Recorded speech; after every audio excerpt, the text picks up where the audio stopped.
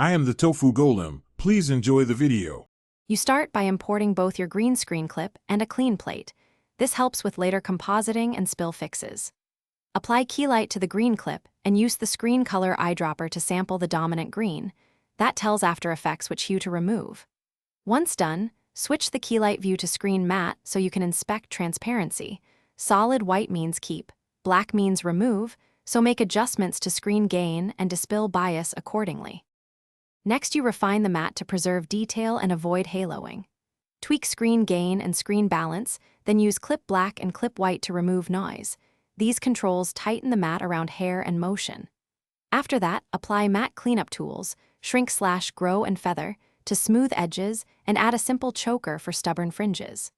To eliminate color spill, use the advanced spill suppressor or targeted hue/saturation on green ranges. Finally, position your background beneath the keyed layer and make sure scale and perspective align.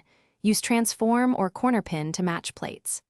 Add a light wrap and gentle color grade so the subject reads in the new scene. This sells the composite.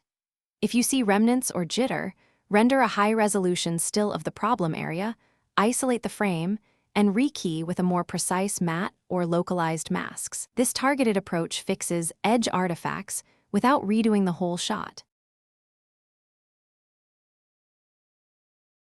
Thanks for watching. Consider subscribing if we helped you today.